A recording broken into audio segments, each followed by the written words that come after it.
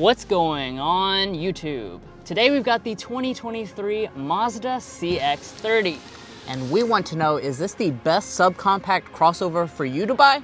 Let's go ahead and find out.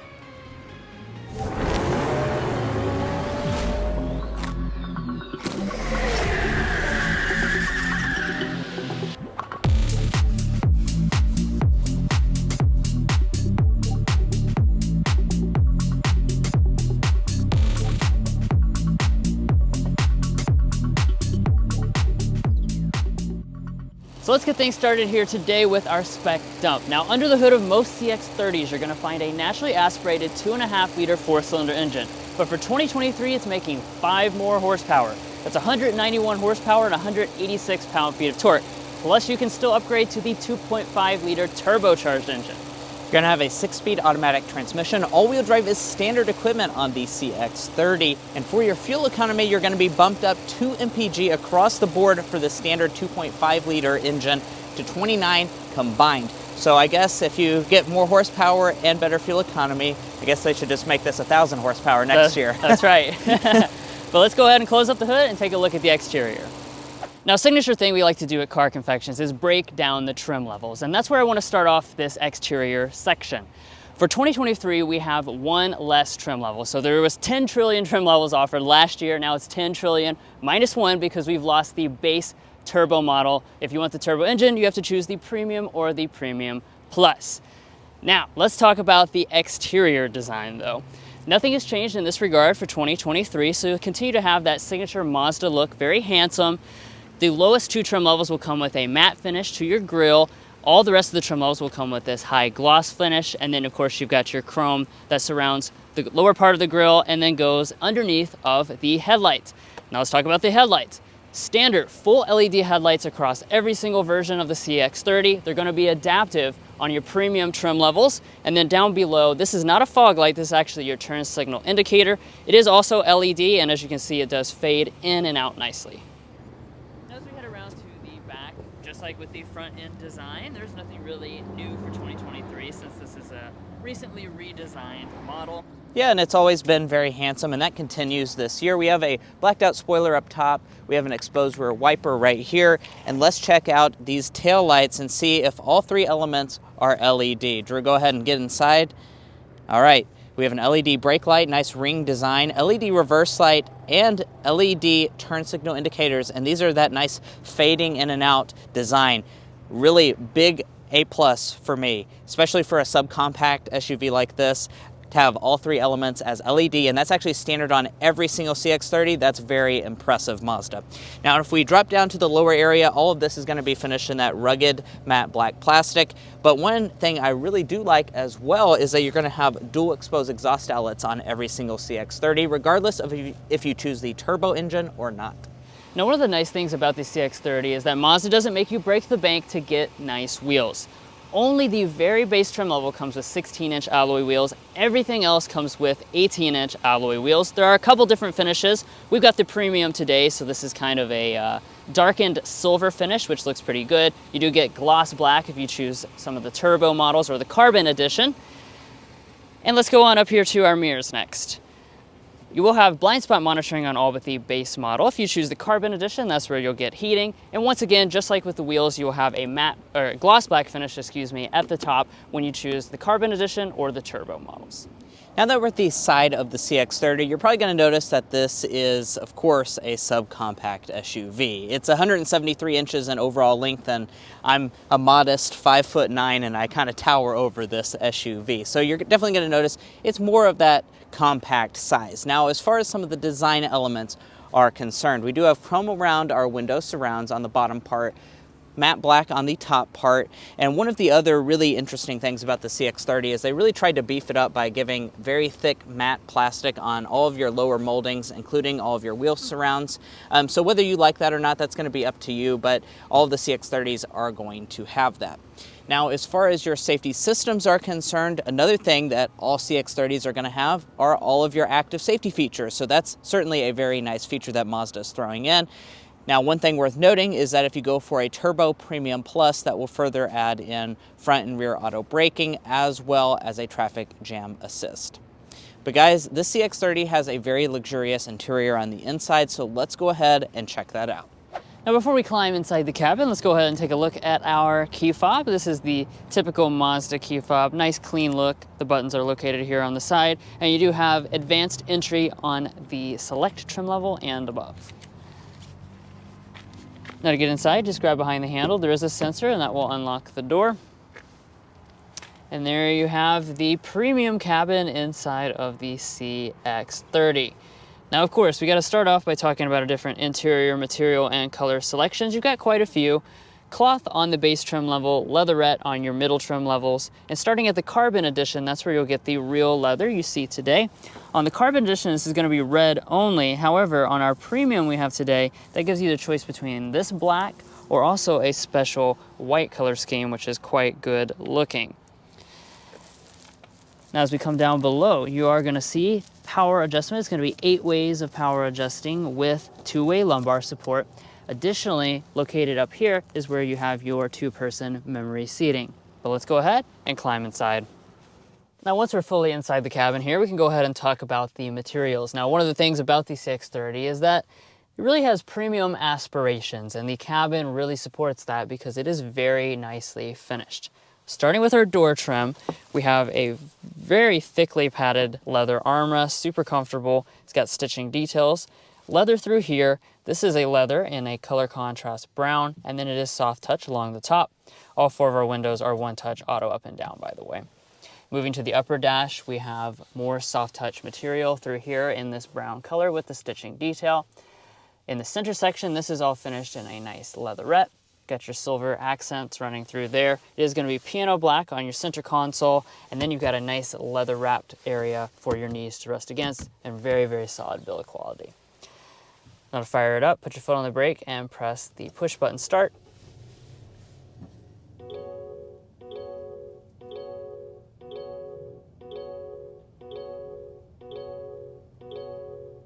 And after we finish listening to the world's longest seatbelt chime, let's go ahead and move into a first-person perspective and take a detailed look at the features.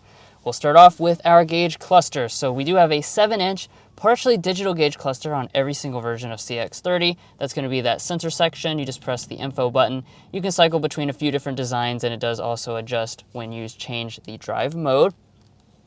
Now, in addition to that, though, when you choose to have one of the premium trim levels, that's also going to throw in a very nice head-up display, which does include some useful information like your blind spot information. Heading back, rain-sensing wipers are actually standard on every single version. And taking a look at the steering wheel, this is going to be leather-wrapped on the select trim level and above. It has a really nice design to it. You got some metal-like buttons right through there. And of course, it's going to be manual tilt and telescoping. Now, if you want steering wheel heating, though, you will have to choose the Turbo Premium or above. Now, let's go ahead and turn over here and take a look at interior storage. So our console kind of opens up in a strange way. So you push back, and then it will release.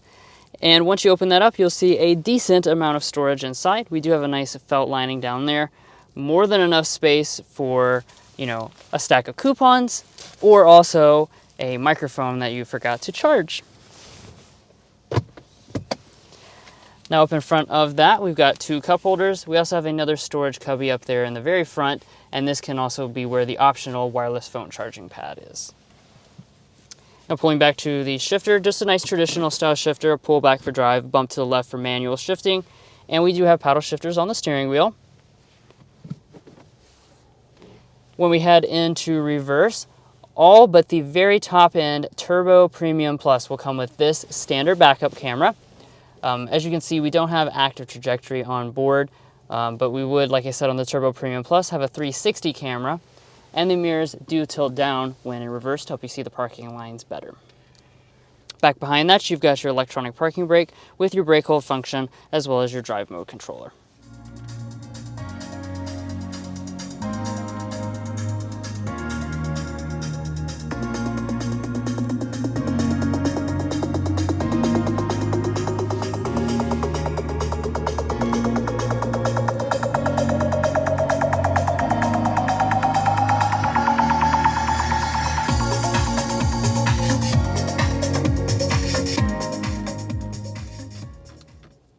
Yeah, so overall sound quality of this system is pretty good. It fills up the cabin nicely, but of course it's not, as good as the previous Bose system.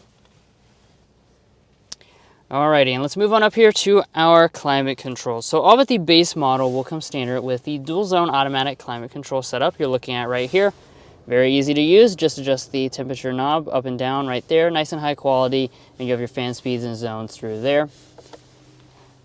Additionally, down below that, you will find your 3-stage heated seats. This is part of the preferred model and above.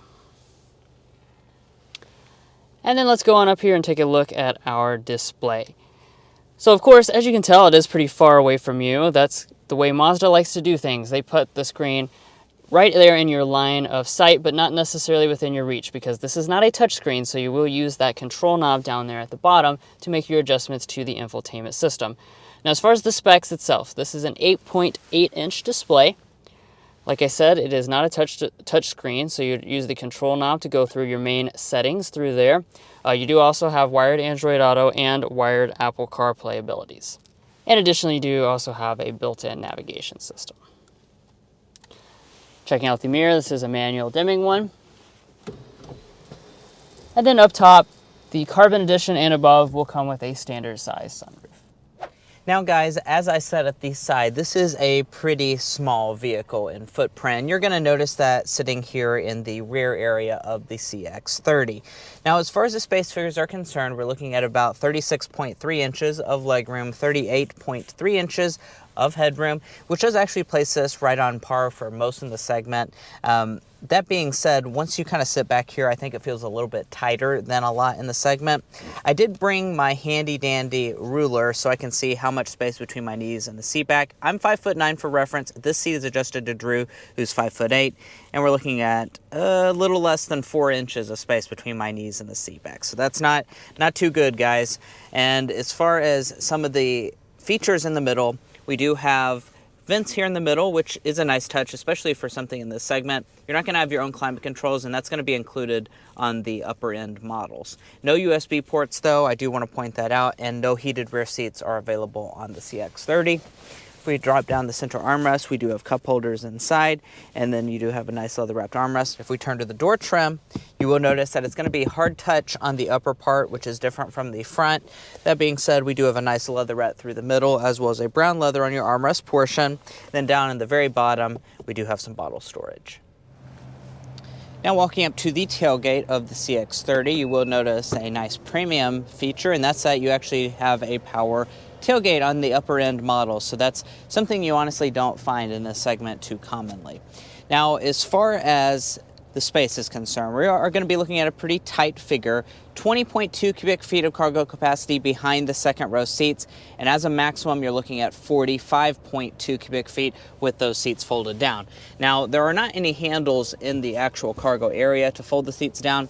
That said, this is small enough you can just reach up as long as you're a decent sized human being, and then you can fold those completely flat. It is going to be a 60-40 split folding setup. It's mostly flat with the cargo floor, although there is a little bit of a hump. And I did bring my tape measure so we can measure from the back of the seat all the way to the rear cargo department area. We're looking at about 60 inches, so about 5 foot of space between the seat back as well to the cargo area. So you could fit maybe like a 40-inch TV in the back of the CX-30. And then if we lift up the cargo floor, you are going to have a spare tire, which is a nice touch for this model.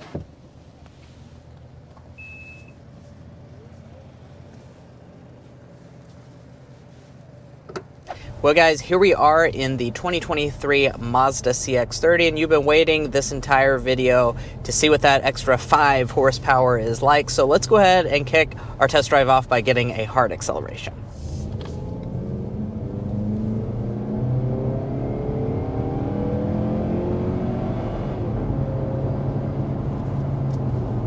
Not bad at all. There we are, heading up to 60 miles per hour. Now, like we mentioned at the spec dump, one of the only 2023 changes is the fact that we actually have 5 more horsepower for 2023. Now, I'm not going to say that makes a night and day difference. Yeah. But, you know, more the merrier, right? So we Right, do yeah. technically have 5 more horsepower, 191 horsepower, 186 pound-feet of torque. I think the important takeaway here is not so much that it has 5 more horsepower, it's the fact that this is way more powerful than most subcompact crossovers. Yeah. The things that this competes with can be range from just slow to outrageously slow, dangerously slow. Yeah. You know, this is definitely a lot more powerful, and that's before you even get into the whole turbo engine thing. When you add that turbocharged 2.5 liter 4-cylinder engine, that's going to take you to basically luxury level power. Yeah, 250 horsepower, 320 pound-feet of torque. Of course, if you use premium fuel, you probably know the Mazda drill, and that in a small vehicle like this is impressively quick, guys. Honestly, I think that's more power than what you get typically in the subcompact luxury segment as a standard engine. Yeah, and we've driven the turbo model, and it really blows you away in terms of power, but this one here is more than adequate. Now, as far as the other aspect of the powertrain, we do have a 6-speed automatic transmission. This is the same transmission Mazda's had around for a few years. You know, most of the competition is going to come with continuously variable transmissions. So even though this isn't the fastest automatic on the market by any stretch of the imagination, it's still honestly refreshing to have that traditional transmission feel. And also, Mason mentioned at the spec dump at the beginning, it does have standard all-wheel drive, which is something Mazda has done across their entire lineup starting last year. Yeah, and that's definitely a really nice benefit. I mean, I think the only other brand that does stuff like that is Subaru with, you know, their cars, and you don't even have a subcompact offering that has Besides for the Crosstrack, Mason? Oh yeah, you're right. Let's get our sound level reading going 55.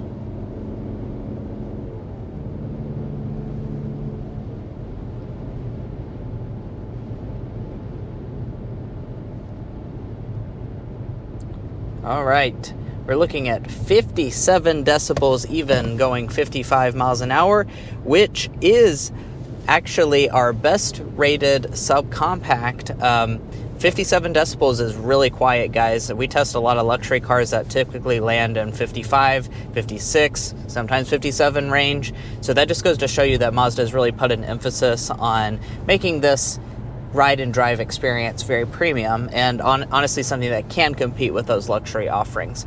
Now, I do want to talk about your ride quality because we haven't mentioned that up until this point, and Mazda does a really good job. Now, of course, they do like to put an emphasis on driving dynamics, so you are going to feel a little bit of the things in the road, but it's honestly a nice feel to it. Mazdas have just a really solid overall feel that's almost hard to describe, you know, in words, but it just has a really nice solid feel, and that transfers into your ride quality too. Right. You know, you have a pleasant firmness and a really nice agility to the chassis. Of course, we're not on any type of road here to demonstrate that, but it's something, as soon as you get behind the wheel, you're going to notice. You have that, like Mason was saying, that solid, almost German-esque feel, and then you've got just fantastic steering, really responsive, great feel, great weight and heft to it as well, and just a really nicely balanced chassis. This is, you know, once again, just another Mazda, even though it's not, you know, Geared something towards that's that, yeah. their sportiest model, they still always bring in good driving dynamics. And while we're sitting here at a red light, I do want to mention something. Some in this segment do offer hybrid versions. That's not going to be anything that Mazda offers. So you will just have the traditional 2.5 liter naturally aspirated version or the turbo version. Now, one really good thing that we did mention already is that you do have a 2 mpg boost in fuel economy for 2023.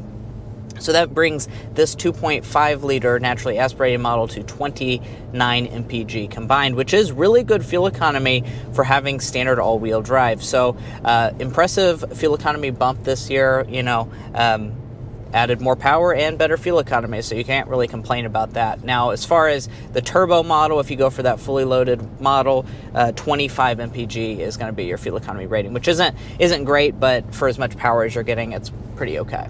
But this wouldn't be a Car Confections review without our airball and slam dunk. So I'm going to start off with our slam dunk. That's going to be kind of a combination of things. The two things that we kind of view as tied in this category is the luxury factor, this is very luxurious for a mainstream subcompact crossover, and then also the driving dynamics, which I've already addressed amply, being very, very good. Yeah, and as far as your air ball is concerned, it's going to be in my section of the video. That's why I'm talking about it, is because it just doesn't have a lot of space, guys. So in the second row, you're going to notice there's not a lot of leg room. Even for someone of normal size, the middle seat option in the rear has a big hump in it, so you're going to have to straddle it. The cargo area is not that big either.